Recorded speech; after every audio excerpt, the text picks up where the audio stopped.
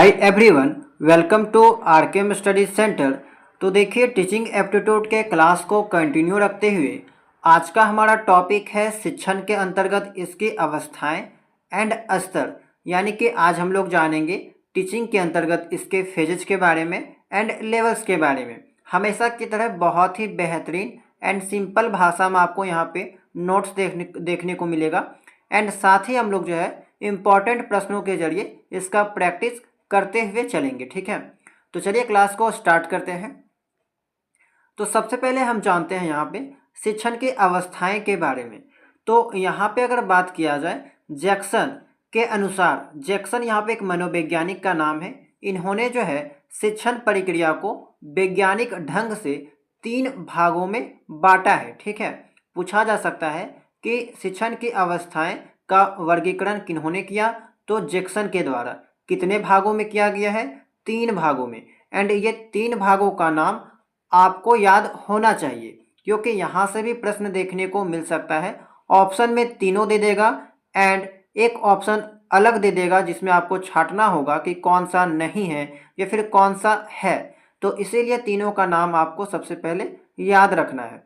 पूर्व क्रियावस्था यानी कि प्री एक्टिव स्टेज, अंतर क्रियावस्था यानी कि इंटर एक्टिव स्टेज, उत्तर क्रियावस्था यानी कि पोस्ट एक्टिव स्टेज। तो 3 अवस्थाओं में शिक्षण को बांटा गया है। शिक्षण क्या है, टीचिंग क्या है, स्टार्टिंग में मैंने आपको बता दिया है। इससे रिलेटेड 2 क्लास हो चुका है जिसमें मैंने इसका बेसिक बता दिया है। यानी कि पढ़ाना, जब टीचर बच्चों को पढ़ाता है तो वो शिक्षण कार्य कर रहा होता है। ठीक है, तो नॉर्मल भाषा में आप कह सकते हैं शिक्षण का मतलब पढ़ाना, सिखाना। ठीक है, आगे देखते हैं कि पूर्व क्रिया अवस्था किसे कहेंगे या फिर प्री एक्टिव स्टेज जो है वो किसे कहा जाता है। तो देखिए, पूर्व क्रिया अवस्था में एक शिक्षक छात्रों को ज्ञान प्रदान करने के लिए शिक्षण की योजना बनाता है और पढ़ाने की तैयारी करता है। इस अवस्था में वे सभी क्रियाएं आती हैं जो शिक्षक कक्षा में जाने से पूर्व करता है। इस अवस्था को शिक्षण नियोजन व्यवस्था या टीचिंग प्लानिंग स्टेज भी कहा जाता है। ठीक है, अब समझिए कि देखिए, एक टीचर जो है किसी विद्यालय में पढ़ा रहा है या फिर कहीं भी पढ़ा रहा है, तो वो पढ़ाने से पहले क्या करेगा? खुद का नोट्स तैयार करेगा या फिर खुद चीज़ों को पढ़ेगा, तभी ना वो क्लास में जाके पढ़ा पाएगा। तो बच्चों को पढ़ाने से पहले वो क्या करेगा कि खुद का प्लानिंग करेगा कि कैसे चीज़ों को पढ़ाना है, कैसे समझाना है, क्या लिखाना है। ठीक है, तो सभी चीज़ों का यहाँ पे खुद से प्लान बनाएगा। पहले प्लान बनाएगा, उसके बाद जाके वो चीज़ों को पढ़ाएगा। तो इसीलिए यहाँ पे इसको कहा गया है pre active stage. Pre active stage में क्या होता है कि टीचर पढ़ाने से पहले प्लान बनाता है। ठीक है, योजना बनाता है। और क्या क्या करता है? तो यह शिक्षण की योजना बनाने की अवस्था है जिसमें शिक्षक निम्नलिखित कार्य करते हैं। तो इस अवस्था में क्या क्या किया जाता है टीचर के द्वारा? तो सबसे पहले वो क्या करेगा? शिक्षण उद्देश्यों को निर्धारित करेगा। यानी कि जो भी चीज़ वो बच्चों को पढ़ाने जा रहा है, वो चीज़ों से बच्चे को क्या सीख मिलेगा, उसका उद्देश्य क्या है, वो चीज़ पढ़ाने का उद्देश्य क्या है, तो वो चीज़ निर्धारित करेगा, तय करेगा। फिर क्या करेगा? पाठ्य सामग्री का चयन करेगा एंड विश्लेषण करेगा। पाठ्य सामग्री का चयन यानी कि क्या चीज़ पढ़ाना है, इस चीज़ को पढ़ाने के लिए उनको क्या क्या चीज़ चाहिए, तो ये सब चीज़ों का चयन करेगा। इसके अलावा उपयुक्त शिक्षण विधियों का चयन करेगा। अब देखिए, मान लीजिए कोई विज्ञान का टीचर है, उसको नेक्स्ट दिन कुछ नया चीज़ पढ़ाना है, तो वो पहले उसका टीचिंग मेथड पता कर लेगा कि इस चीज़ को कैसे पढ़ाया जाए कि बच्चे को आसानी से समझ में आएगा। तो वहाँ पे वो चीज़ सब कुछ प्लान कर रहा है, पहले से प्लान कर रहा है, सोच रहा है, उसके बाद वो चीज़ आके क्लास में डिलीवर करेगा। आगे है मूल्यांकन की योजना बनाएगा। इसके अलावा कैसे बच्चों का निरीक्षण किया जाए, कैसे उनका मूल्यांकन किया जाए, ये सब चीज़ों का पहले वो प्लान बनाएगा। ठीक है, योजना बनाएगा। तो ये सब काम आपको कहाँ पे देखने को मिलेगा? प्री एक्टिव स्टेज में। टीचर क्लास में जाने से पहले जो जो योजना बनाता है वो सभी को प्री एक्टिव स्टेज में शामिल किया जाता है।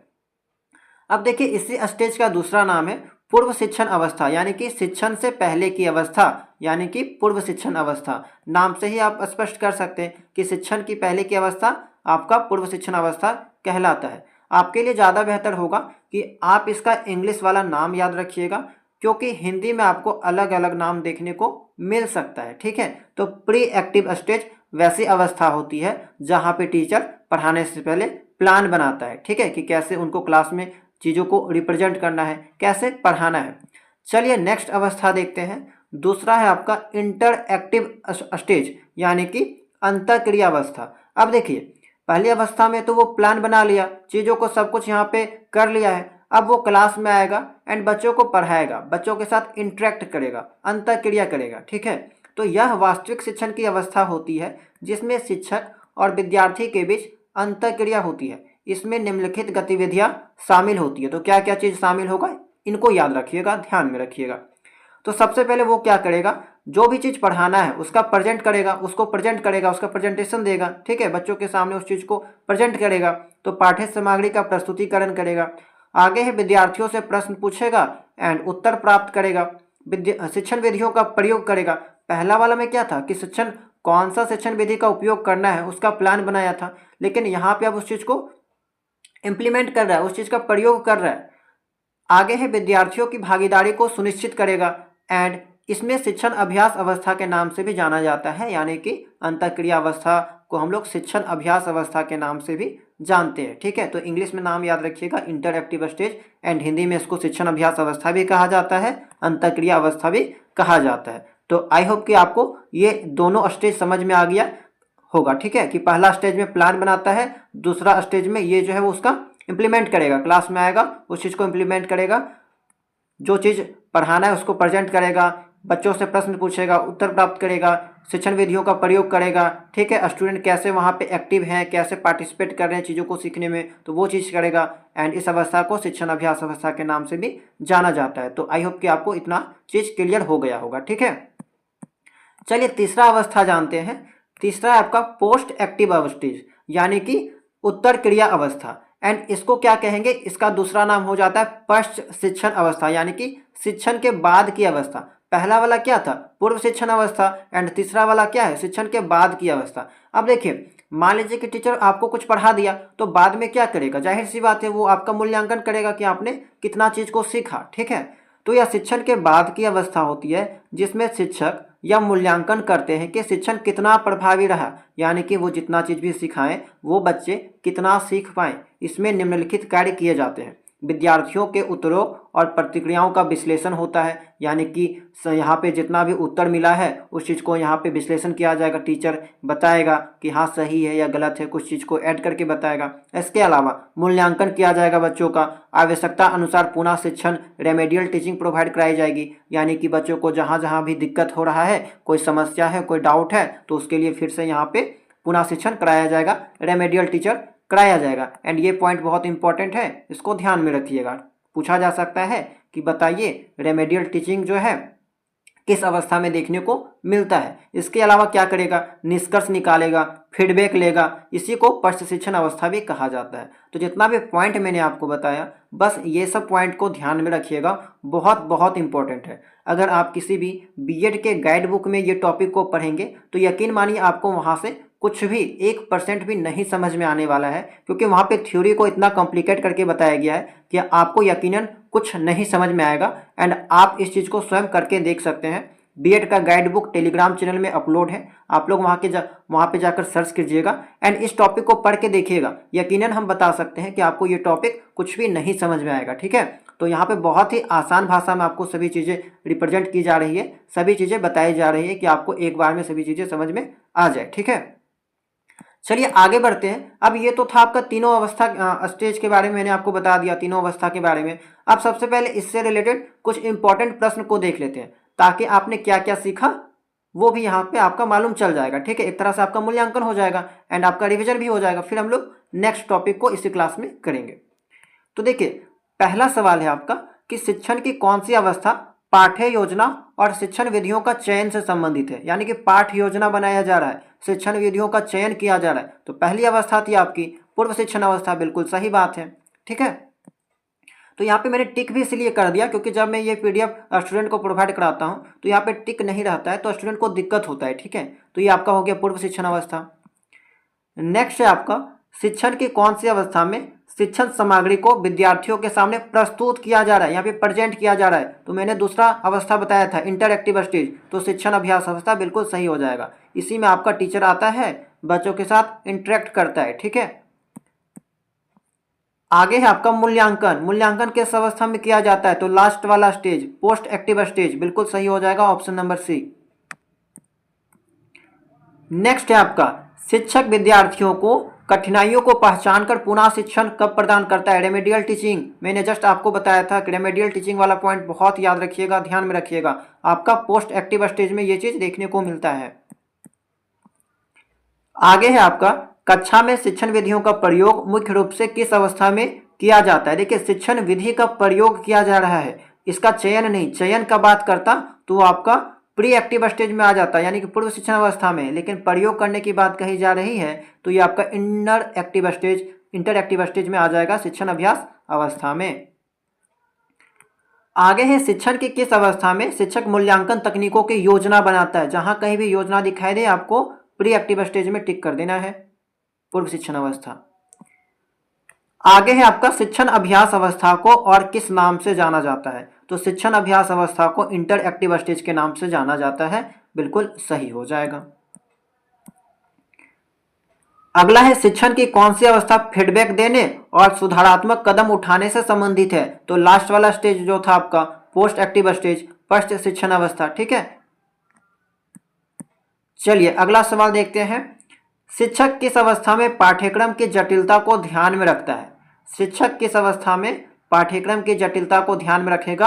तो देखिए कोई भी टॉपिक कितना कठिन है, कैसे उसको आसानी से समझाया जा सकता है, वो सभी चीज़ों को वो ध्यान में कब रखता है? पहली अवस्था में, जब वो प्लान बनाता है, तो ये आपका हो जाएगा पूर्व शिक्षण अवस्था, ये ज़्यादा एक्यूरेट होगा, ठीक है। हो सकता है इसका आंसर आपको अलग अलग किताब में अलग देखने को मिले, लेकिन यहाँ पे जो जटिलता वगैरह को जो ध्यान में रखा जाता है वो आपका पूर्व शिक्षण अवस्था में रखा जाता है। एंड ऐसा इसीलिए क्योंकि वो पहले ही जब प्लान बनाएगा तभी वो जटिलता को ध्यान में रखेगा। एंड कितना जटिल किया जाए, कितना लेवल तक बच्चों को समझ में आए, कैसे उसको आसान बनाया जाए, आसान तरीकों से समझाया जाए, ये सभी चीज़ों का प्लान वो पहले ही अवस्था में जो है वो ध्यान में रखता है, ठीक है। चलिए लास्ट सवाल है आपका इस टॉपिक का कि शिक्षण प्रक्रिया का सबसे महत्वपूर्ण चरण कौन सा है जिसमें शिक्षक और छात्र के बीच सीधा संवाद होता है, यानी कि सीधा बातचीत होता है? इनर एक्टिव स्टेज, ठीक है। सेकेंड वाला अवस्था था जिसमें इंटरेक्शन कर रहे थे स्टूडेंट एंड छात्र, तो ये आपका शिक्षण अभ्यास अवस्था सही हो जाएगा, ठीक है। तो ये आपका इस टॉपिक का लास्ट सवाल था। अब हम लोग देखते हैं नेक्स्ट टॉपिक, यानी कि शिक्षण के स्तर के बारे में, ठीक है। देखिए शिक्षण के जो स्तर हैं इनको भी मुख्यतः 3 स्तरों में बांटा जाता है, ठीक है, 3 भागों में विभाजित किया जाता है। एक है स्मरण स्तर, यानी कि मेमोरी लेवल ऑफ टीचिंग, दूसरा है समझ स्तर, understanding level of teaching, and तीसरा है चिंतन स्तर, यानी कि रिफ्लेक्टिव लेवल ऑफ टीचिंग। तो हमेशा की तरह इसका आप इंग्लिश नाम याद रखिएगा, ज़्यादा सुटेबल होगा, क्योंकि हिंदी में अलग अलग नाम आपको देखने को मिलता है, ठीक है। तो 1 बाय 1 समझते हैं तीनों स्तर क्या क्या है, इनमें क्या क्या चीज़ें आपको देखने को मिलेगी, एंड फिर हम लोग इसका भी MCQ के थ्रू इसका रिवीजन करेंगे, ठीक है। चलिए स्मरण शक्ति क्या है, या फिर स्मरण स्तर क्या है, मेमोरी लेवल ऑफ टीचिंग क्या है, ठीक है।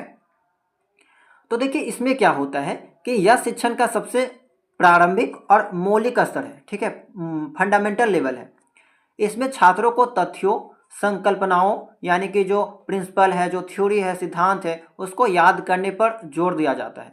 इसमें रटने की प्रक्रिया प्रमुख होती है। उदाहरण है जैसे कि प्राथमिक शिक्षा में वर्णमाला को याद कराना, गणितीय सारणियाँ को याद कराना, जैसे कि टेबल हो गया, परिभाषा याद करवाई जाती है। अब इसको अच्छे से समझिए कि मेमोरी लेवल ऑफ टीचिंग में क्या होता है। तो जैसे कि बच्चों को आप क्या करते हैं, 1 2 सिखाते हैं, ABCD रटवाते हैं, टेबल याद करवाते हैं, तो वही चीज़ इसमें किया जाएगा। मेमोरी लेवल में चीज़ों को याद कराया जाता है, एंड बच्चा को ही ये ज़्यादातर होता है, बच्चा को ज़्यादा करवाया जाता है। तो इसीलिए लिखा गया है कि प्राथमिक शिक्षा में, यानी कि जो बच्चे होते हैं उनमें ये स्तर ज़्यादा करवाई जाती है, ठीक है, कि उनको यहाँ पे ज़्यादा चीज़ों को रटवाई जाएगी, एंड ये इसी कारण से इसको मौलिक स्तर भी कहा जाता है। तो बस याद रखिएगा कि इसको रोट लर्निंग की प्रक्रिया जो है वो इसमें प्रमुख होती है, मेमोरी लेवल में चीज़ों को रटवाया जाता है, ठीक है। आगे है समझ स्तर। नाम पे जैसा दे रखा है कि इसमें समझने की बात होगी, तो इस स्तर पर छात्रों को केवल याद करने की बजाय सीखे हुए ज्ञान को समझने पर बल दिया जाता है। इसमें शिक्षक छात्रों को तर्क देगा, व्याख्या के माध्यम से विषय की गहरी समझ विकसित करने में मदद करेगा। इसमें क्यों और कैसे प्रश्नों पर ध्यान दिया जाता है, यानी कि कोई चीज़ हुआ तो कैसे हुआ, क्यों हुआ, तो ये सब चीज़ों को समझाया जाता है। इसके अलावा उदाहरण में अगर आप देखिएगा तो गणित में किसी सूत्र का उपयोग कैसे किया जाता है उस चीज़ को समझाना, कोई भी सूत्र कैसे निकला है उस चीज़ को समझाना, विज्ञान में किसी प्रक्रिया का कारण जानना कि ये चीज़ हुआ तो कैसे हुआ, क्यों हुआ, तो ये सब चीज़ें यहाँ पे समझाई जाती है। तो समझ स्तर पे क्या होगा, समझाने की बात होगा, या रटवाने के साथ साथ जो है यहाँ समझाने की बात। एंड ज़्यादा मोस्ट सुटेबल यहाँ पे क्या है कि समझाया जाता है, रटवाने वाला जो प्रोसेस है ना के बराबर बहुत कम किया जाएगा। ठीक है, तीसरा स्तर समझते हैं। अब तीसरा स्तर क्या है, चिंतन स्तर, रिफ्लेक्टिव लेवल ऑफ टीचिंग, यानी कि यह शिक्षण का उच्चतम स्तर है। ठीक है, फंडामेंटल स्तर मैंने शुरुआत में आपको बताया। ठीक है, ये आपका उच्चतम स्तर है जिसमें छात्र समस्याओं का विश्लेषण कर समाधान निकालते हैं। छात्र को कोई भी समस्या दी जाए तो वो उसका एक्सप्लेन करेंगे, विश्लेषण करेंगे। ठीक है, एंड फिर आपका जो है यहाँ पे प्रॉब्लम को सॉल्व करेंगे। इसमें शिक्षक केवल मार्गदर्शक फैसिलिटेटर की भूमिका निभाता है। इस लाइन से एक सवाल भी बना है कई बार कि टीचर जो है वो स्टूडेंट्स के लिए किस रूप में काम करते हैं, तो फैसिलिटेटर होते हैं, मार्गदर्शक के रूप में जो वो काम करते हुए दिखाई देते हैं, फैसिलिटेटर होते हैं। छात्रों में स्वतंत्र सोच, समस्या समाधान और निर्णय लेने की क्षमता विकसित होती है इसी स्तर में। ठीक है, छात्र में जो है वो क्रिएटिविटी देखने को मिलेगी, समस्या समाधान देखने को मिलेगी, किसी भी चीज़ के प्रति निर्णय लेने की क्षमता उसमें देखने को मिलेगी। उदाहरण के तौर पे देख सकते हैं, शोध कार्य हो गया, कोई भी रिसर्च चीज़ किया जा रहा है, प्रोजेक्ट आधारित शिक्षण किया जा रहा है, सामाजिक समस्याओं पर चर्चा किया जा रहा है, तो ये सब एग्जाम्पल हो जाएगा शिक्षण स्तर। ठीक है, तो आसान से समझ सकते हैं, पहला जो स्तर आपका जो था उसमें चीज़ों को रटवाने पर बल दिया जा रहा था, सेकेंड स्तर में चीज़ों को समझने पर बल दिया जा रहा है, एंड इसमें आपका डीप चिंतन यानी कि डीप जो थिंकिंग है उस चीज़ पे बल दिया जा रहा है। ठीक है, तो तीनों में अंतर आपको दिखाई दे रहा होगा आसानी से, एंड आई होप कि आपको इतना चीज़ें समझ में आई होगी। चलिए आगे देखते हैं अब इससे रिलेटेड कुछ इंपॉर्टेंट एमसीक्यू प्रश्न को, ताकि आपका जो है वो और भी कन्फ्यूजन दूर हो जाए, जितना भी आपका कन्फ्यूजन है वो अच्छे से दूर हो जाएगा। यहाँ पे देखिए, निम्नलिखित में से कौन सा शिक्षण का सबसे बुनियादी स्तर है, यानी कि फंडामेंटल लेवल है। तो फंडामेंटल लेवल स्मरण स्तर, मेमोरी लेवल को फंडामेंटल लेवल के नाम से भी जाना जाता है। समझ स्तर, समझने पर बल दिया जाता है। चिंतन स्तर, डीप थिंकिंग हो गया, सोचने पे। आगे है आपका समझ स्तर पर शिक्षण में मुख्य रूप से किस पर ध्यान दिया जाएगा, तो विषय की गहरी समझ विकसित करने पर, विषय की गहरी समझ विकसित किया जाने पर बल दिया जाएगा। आगे है चिंतन स्तर की शिक्षा में शिक्षक की भूमिका होती है। तो चिंतन स्तर की शिक्षा में शिक्षक की भूमिका क्या होती है, फैसिलिटेटर की, मार्गदर्शक की, ऑप्शन बी सही हो जाएगा। नेक्स्ट है आपका निम्नलिखित में से कौन सी शिक्षण पद्धति चिंतन स्तर पर सबसे अधिक प्रभावी होती है, तो चिंतन स्तर पे जो है वो समस्या समाधान पद्धति देखने को मिलता है। ठीक है, ये वाला आपका ऑप्शन सी सही हो जाएगा। केवल पाठ्य पुस्तक को पढ़ना, तो ये तो एक तरह से क्या हो गया, बेसिक लेवल पे आ जाएगा। ठीक है, आगे आपका रटकर याद करना, तो रटकर याद करना कहाँ पे देखने को मिला था, स्मरण स्तर पर, मेमोरी लेवल पे। नेक्स्ट है शिक्षक द्वारा छात्रों को किसी विषय पर गहराई से सोचने की बात की जा रही है, तो ये आपका जाहिर सी बात है चिंतन स्तर पे आ जाएगा। आगे है निम्नलिखित में से किस शिक्षण स्तर में कैसे और क्यों पर ध्यान दिया जाता है, तो समझ स्तर पर, अंडरस्टैंडिंग लेवल पे। नेक्स्ट सवाल है प्राथमिक विद्यालयों में सबसे अधिक उपयोग किया जाने वाला शिक्षण स्तर। इंपॉर्टेंट सवाल है आपका कि प्राइमरी क्लासेस में जो है स्कूल में सबसे अधिक कौन सा शिक्षण स्तर उपयोग किया जाता है, तो स्मरण स्तर, मेमोरी लेवल, क्योंकि वहाँ पे बच्चों को चीज़ें रटवानी पड़ती है। आगे है शोध आधारित अध्ययन और समस्या समाधान किस स्तर की शिक्षा में आता है, तो चिंतन स्तर, शोध आधारित यानी कि यहाँ पे डीप थिंकिंग की जरूरत होती है, तो आपका थिंकिंग वाला जो है सही हो जाएगा। लास्ट सवाल है आपका आज के क्लास का, समझ स्तर का शिक्षण मुख्य रूप से किस पर केंद्रित किया जाता है, समझ स्तर। ठीक है, अंडरस्टैंडिंग लेवल, तो सूचनाओं को याद करने पर, जहाँ कहीं भी याद करने की बात की जाए, रटने की बात की जाए, तो वो मेमोरी लेवल हो जाएगा। सूचनाओं को समझने और विश्लेषण करने पर ऑप्शन नंबर बी सही हो जाएगा। ठीक है, तो ये आपका आज के क्लास का लास्ट सवाल था। अब आपके लिए एक सवाल है कि बताइए शिक्षण के कौन सी अवस्था में फीडबैक की क्रिया होती है, फीडबैक देने की प्रक्रिया होती है। इसका जवाब आप लोग कमेंट सेक्शन में जरूर दे दीजिएगा। ठीक है, एंड आज का क्लास आपको कैसा लगा कमेंट सेक्शन में जरूर बताइएगा। टेलीग्राम चैनल को ज्वाइन कर सकते हैं। तो चलिए मिलते हैं हम लोग नेक्स्ट क्लास में नए टॉपिक के साथ।